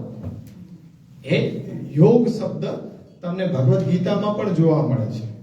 અર્જુન વિષાદ યોગ, અર્જુનને થયેલો વિષાદ એ વિષાદ સુધી ન અટકી રહ્યો, પણ પરમાત્મા સાથે જોડાવાનું માધ્યમ બની ગયો, એટલે યોગ. એટલે ચિત્તવૃત્તિનો નિરોધ કરીને આપણે જોડાવાનું છે શેમાં? એ પરમાત્માની અંદર. એટલે ત્યાં અહીંયા યોગ શબ્દ એ યુજ ધાતુ ઉપરથી જોડાવું, યુજનો અર્થ થાય જોડાવું. એટલે આપણા અંતઃકરણની અંદર શું છે? ત્યાં વાત કરી હતી બુદ્ધિની, અહીંયા વાત કરવામાં આવે ચિત્તવૃત્તિ નિરોધ. એટલે ચિત્ત, ચિત્ત જે વિભાગ છે એનો વિચાર કરવામાં આવે છે. અને એ ચિત્તનો ધર્મ શું? જેમ બુદ્ધિનો ધર્મ છે વિચાર કરવો, તો ચિત્તનો ધર્મ શું છે? તો કે સંકલ્પ અને વિકલ્પ. એમાં હંમેશા દુવિધા, ઘમાસાણ, યુદ્ધ ચાલતું રહેવું, સંકલ્પ અને વિકલ્પ. અહીંયા જાઉં કે ન જાઉં, આ છોડવું કે ન છોડવું, અકસ્માત સંભવ ક્ષેત્ર છે તો ત્યાં જવું કે ન જવું. કારણ કે મન એમ કહેતું હોય કે જા, બુદ્ધિ એમ કહેતો હોય ધ્યાન રાખજે, મરી ન જતો. દબાય, પીસાય, કચડાય. તો કે ના, અહંકાર એમ કે છે કે આપણે જાવું તો જોઈએ ને, આપણે વૈષ્ણવ ના આવડું બધું પ્રચાર તો જાવું જોઈએ. તો પછી ક્યાંક આ બધી મન બુદ્ધિના ઘમાસાણ યુદ્ધમાંથી નીકળી જાય વિચાર અને ચિત્ત ઉપર અંકિત થઈ જાય તો અહીંયા પહોંચી જાય. બોલો. અને પછી સરવાળે પાછો હાથમાં કઈ આવે નહીં. એ ભટકવું, એ જે ભટકવું છે ત્યાંથી મહાપ્રભુજી બતાવવા માંગે છે. મહાપ્રભુજી કેટલો સરળ કીધું કે તમે જેના માટે દબાઈ મરો, પીસાઈ મરો, જીવ છોડવા તૈયાર થઈ જાઓ, એવી બધી મહેનત કરવાની શું જરૂર છે? હાથ વેતમાં છે. ઘરે જ ઠાકોરજી પધરાવી લ્યો, વાર્તા બધી પૂરી, દોડાદોડી બધી પૂરી. આખો દિવસ તમે બેઠા રહો ઠાકોરજીની સામે, એટલા જ આગ્રહી છો ને. ઠાકોરજી તમારી સામે બેસે, વચ્ચે ટેરોય ન આવે, માયાનો પડદોય ન આવે. તમને જ્યાં સુધી ઈચ્છા થાય ત્યાં સુધી ઠાકોરજી સામે બેઠા રહો. તો એ સરળ વસ્તુ છે, એ આપણને ગમે નહીં. એમ કે વાત ગળે ઉતરે નહીં. એ તો પછી આપણે ભક્તિને કઈક ઓરત સમજ્યા, એટલે એ ભક્તિને કઈ બીજું ન સમજો તમે. એટલે મેં એમાં કીધું કે ધર્મ, અર્થ, કામ, મોક્ષ એ પાછું એની સામે ભક્તિ છે. હવે બધો એવા સંભાવના છે કે ભક્તિ એના પિંજરામાં પુરાઈ જાય કે ચારેય આના પિંજરામાં પુરાઈ જાય.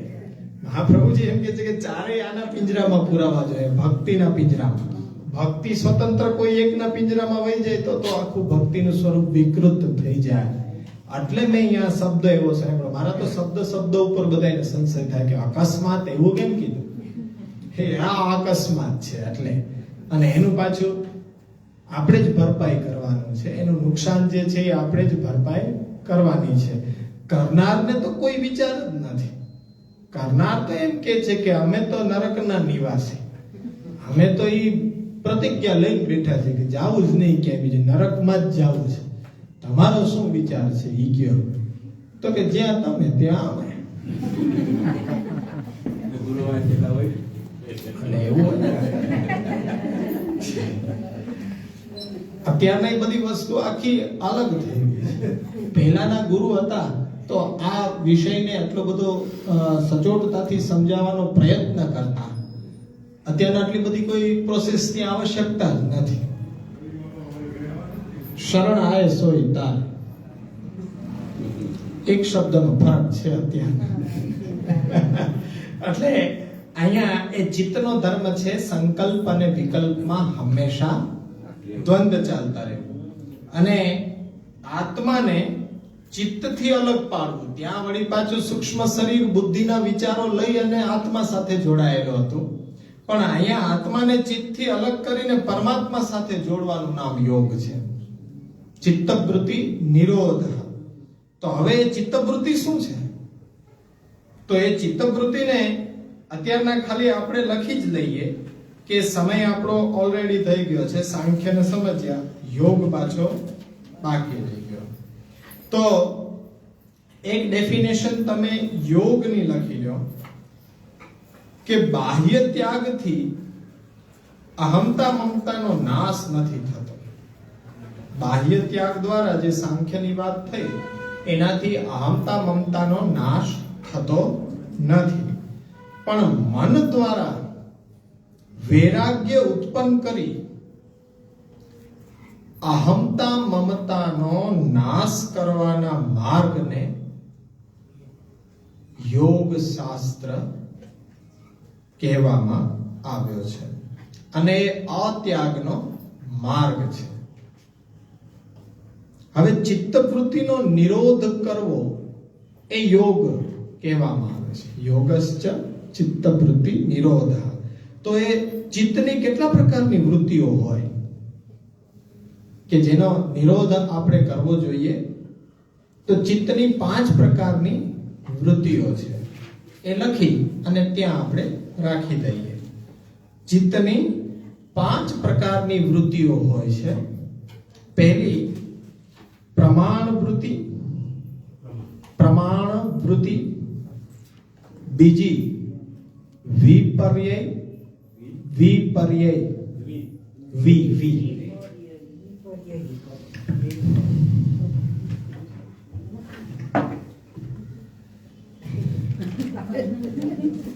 આજે પાછું ભૂલાઈ ગયું.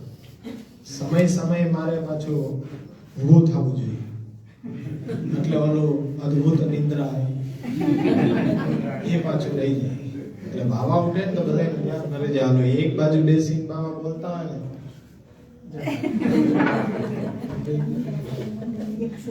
ચિત્ત વૃત્તિની 5 વૃત્તિઓ તો એમ કે હા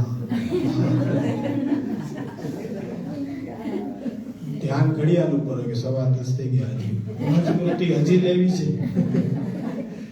એટલે આ મોટા મોટા અક્ષર.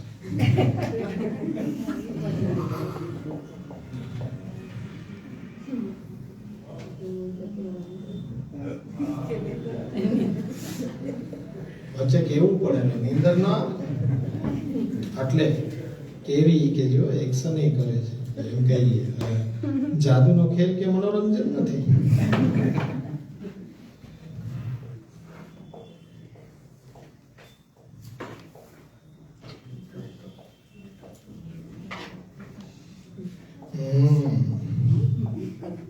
આઈ પાછી ચિંતન જ છે. લ્યો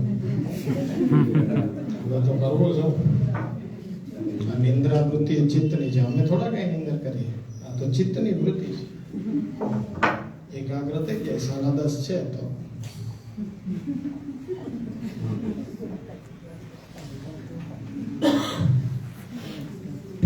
ચિત્ત વૃત્તિ નિરોધ એ યોગ કે છે. એટલે આ 5 વૃત્તિઓ ચિત્તની છે.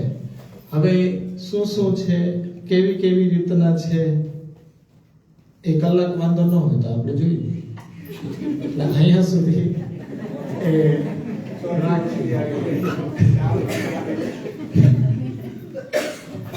એટલે અહીંયા સુધી રાખો.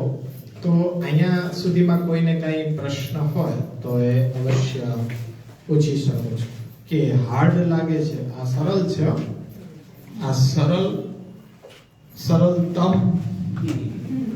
સરળતમ પ્રકાર છે. બાકી હજી સાંખ્યને લઈ ગયા હોય તો પછી આવી જાય, એમાં કોઈ શંકાનું સ્થાન નથી. ઘણાને એવું થાય કે ભાઈ આ ક્લાસમાં આવીએ છીએ તો અમે તો ગુરુવારની રાહ જોઈએ કે અહીંયા એટલું બધું મગજ ઉપર જોર દેવાનું હોય ને 1 કલાક સુધી આમ બધું ધ્યાનથી સાંભળી કરે ને પછી અદ્ભુત નિંદ્રા, ઘરે જઈને તો પછી કોઈ ટેન્શન ફ્રી. એટલે કે અમે ગુરુવારની રાહ જોતા. એ 1 કલાક એવું કામ કરે કે બાકી 8 કલાક પછી કે એવી શાંતિથી ઊંઘાય કે મગજની કસરત થાય ને. એટલે આ બધું આપણે યાદ રાખશું. અને અભ્યાસ જેમ કે એક ગ્રંથ પૂરો થઈ જાય પછી એનું એક પેપર લેશું, શોર્ટ MCQ 15 મિનિટની અંદર ખાલી તમારે ટપકા ઉપર રાઈટ જ કરી દેવાનું, 10 મિનિટમાં તમે ભરી દો. આ બધું સમજવું હોય તો જ ખ્યાલ આવે ને અભ્યાસમાં. કમ્પલસરી નથી, ઘરેથી ભરીને લઈ આવવાનું. અહીંયા ન ભરવું હોય તો ઘરેથી ભરીને બીજા ગુરુવારે અહીંયા આપી જવાનું. અઠવાડિયું તમારી ઘરે રાખવાનું. સામે પુસ્તક, આ બાજુ પેપર, અને એમાંથી જોઈને મળે એટલા ટીક કરવાનું, ના મળે એટલા બાકી રાખી દેવાનું.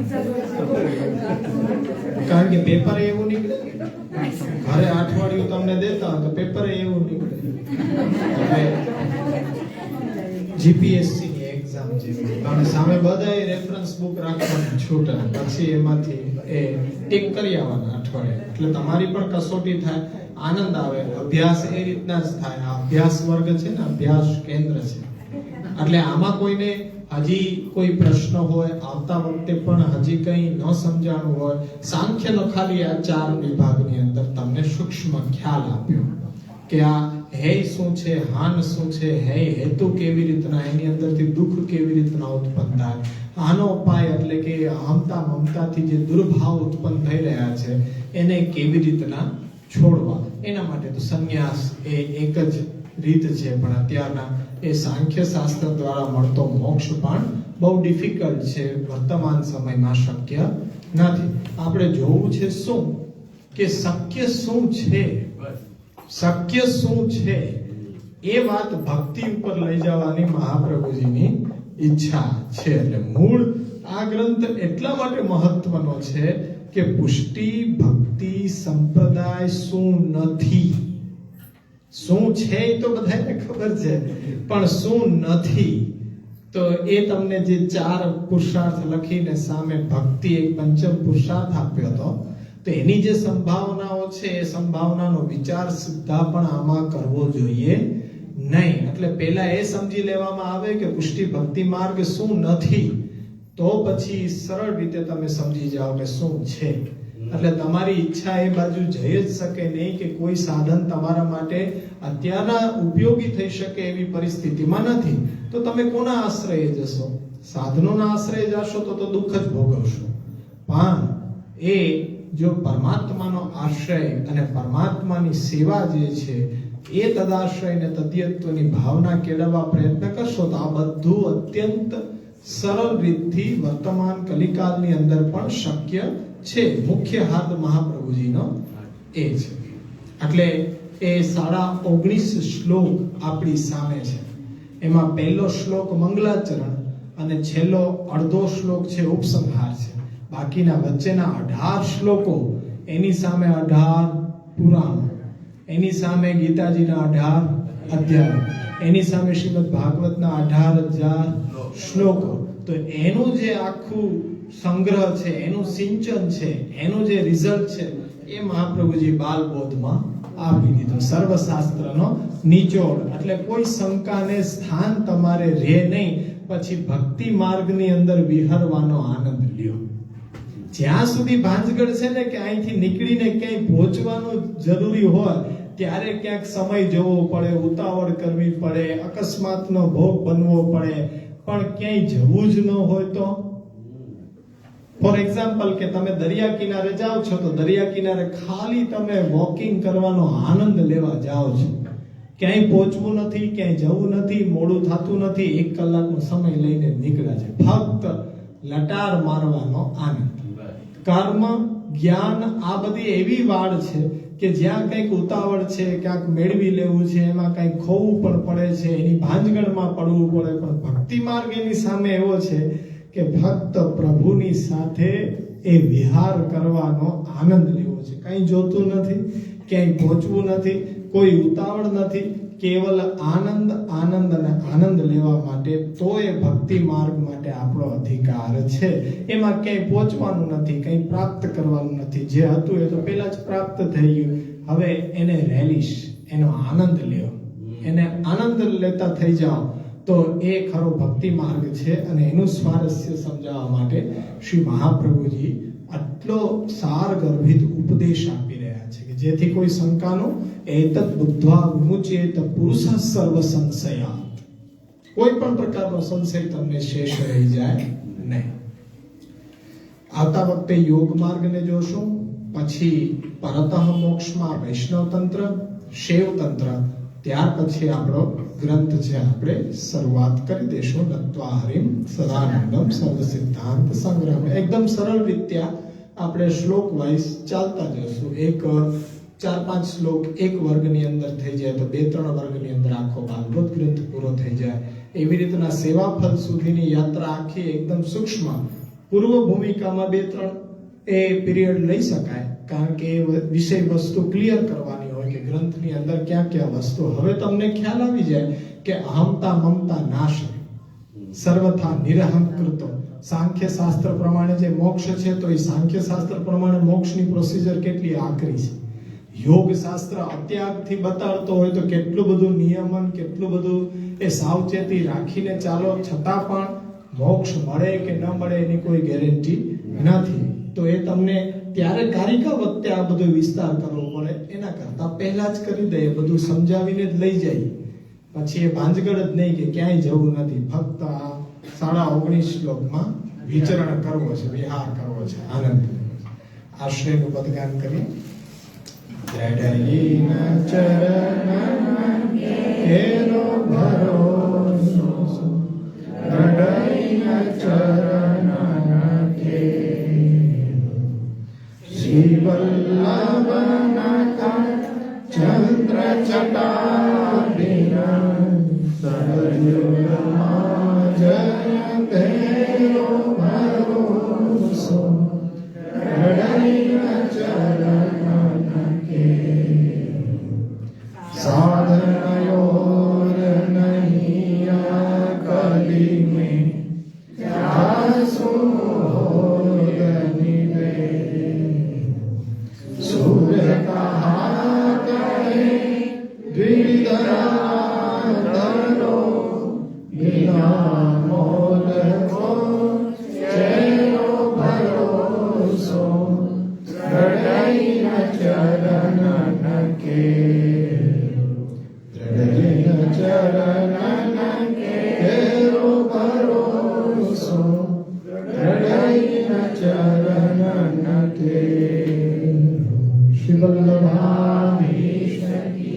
श्री गोपीनाथ जी परम दयाल, श्री गोसाई जी परम दयाल।